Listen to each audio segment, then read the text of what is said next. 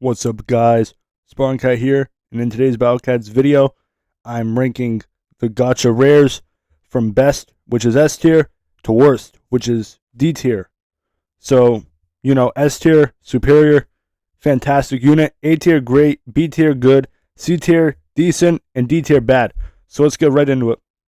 And starting things off, we have Cat Gunslinger, who pre-true form, you're not going to use him a whole lot against the anti-black, because you're going to be trying to, you're not going to want to slow him. So, with him,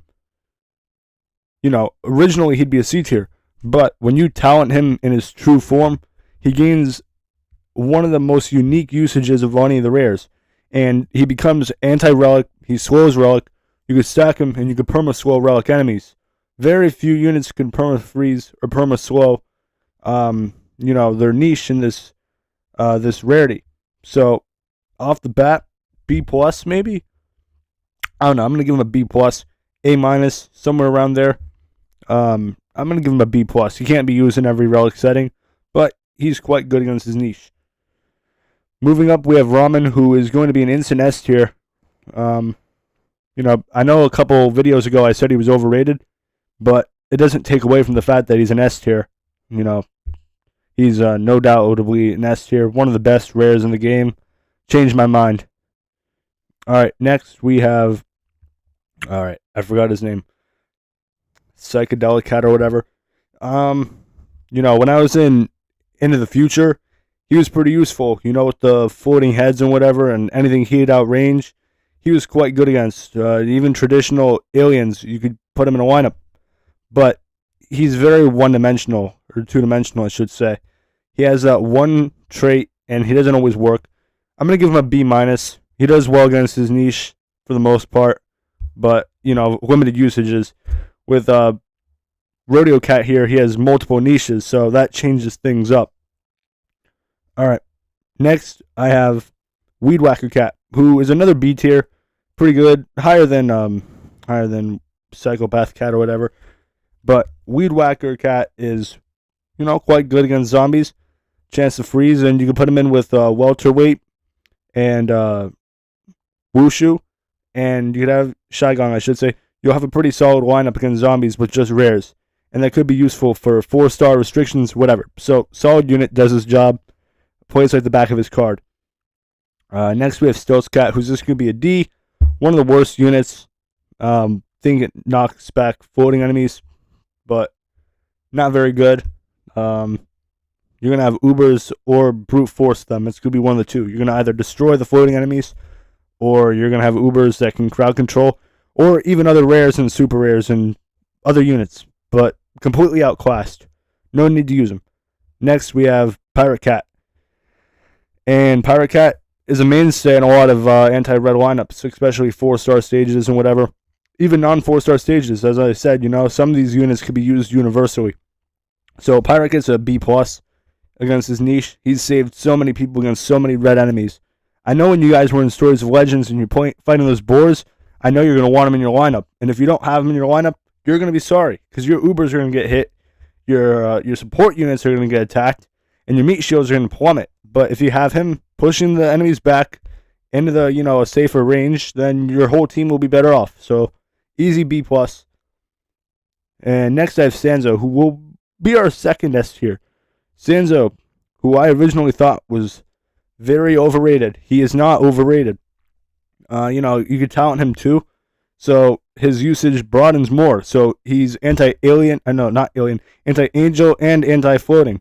So having two niches off the bat makes you a lot better.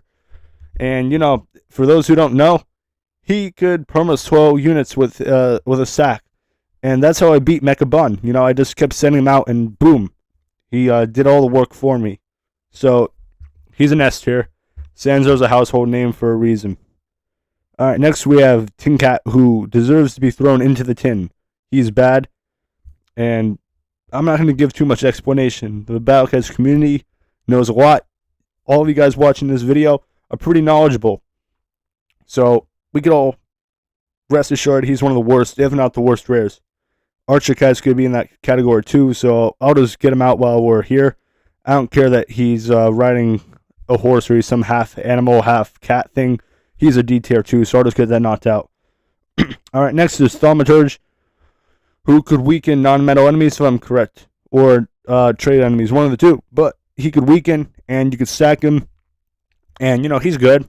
As I said as well, 4-star stages, restriction stages, that applies to all these guys, so that's another usage that you could look at here. You have that situation that plays to a lot of these units' advantage.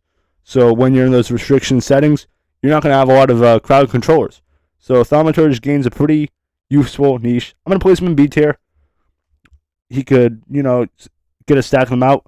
He might not be your first choice for spammable crowd control depending on the stage, but you could surely put him in, and for the most part, he's reliable. Catasaurus next. And, I'm going to give him an A tier. And the reason why it's not an S is because he's situational. He has a small chance of hitting a critical hit. And the problem with anti-metal units are they are really, really stuck on their niche. Somebody like, I don't know who a good example is, but Cameraman, if it's a mixed stage, he could do his job. He could still do a bit of DPS. He could still survive a hit or whatever. But if you're using most of these units, they're not very good outside their niche. So that's a problem. There aren't a lot of generalist rares, except for the ones that have debuffs or knockbacks or whatever. So against his niche, S tier. Catasaurus is great, especially in those restriction stages, but he cannot be used as a generalist. I'm going to give him a solid A tier. And, the only reason he's not an S is because Sanzo targets two different traits. Ramen is effective in mixed stages and extremely effective against its own niche. Catasaurus is quite effective against metals, but fails to be a generalist. Or you really can't use him in mixed stages. So, easy A tier. You could be an S tier depending on what stage, because there's stages he absolutely shines on, but I know, controversial ranking, but I'm going to give him an A. He's still a great rare. Alright, next we have Welterweight, who I'm going to bug up to the B plus category. And the reason why I'm giving him a B plus is because in just about every zombie stage, Heavenly Tower even, it doesn't even matter if it's a restriction stage, he's a mainstay. Now, he's not absolutely broken against his niche like some of these other units are. He's not like Catasaurus against metals. He's not like Ramen against angels, but, he's very strong against his niche, which he knocks back. You send him out, he could save your base. He can get in front of bosses, move them back, interrupt their attacks, and allow your units to attack them, gain ground, whatever might be necessary. So, B+, he lacks generalist stats, big time. You're never going to put him in a mixed stage, unless if it's, predominantly zombie. Let's see. Next we have Cameraman, who will be our third S tier.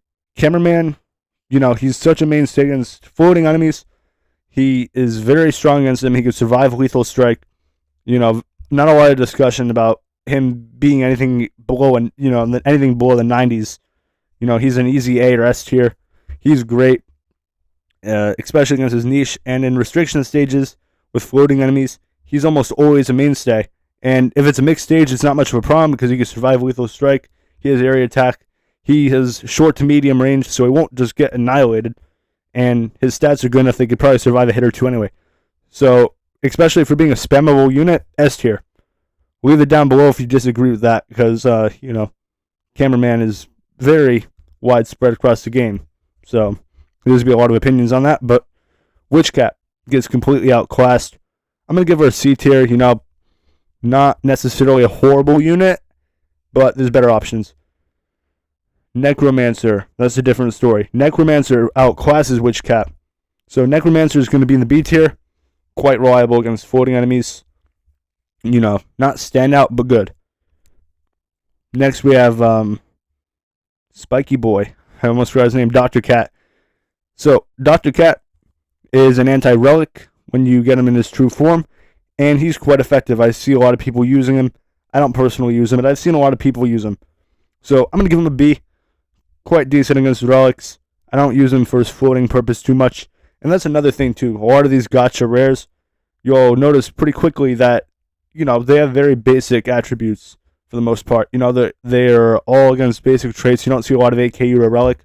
But being a less covered trait automatically makes you more valuable because there's less options. So, being an anti-relic that can do your job automatically gives you a B, an A, or an S on this list, because there are so few units that can do that on this list, especially if you can do it effectively. Next, Thief Cat. He's probably going to be the final D tier.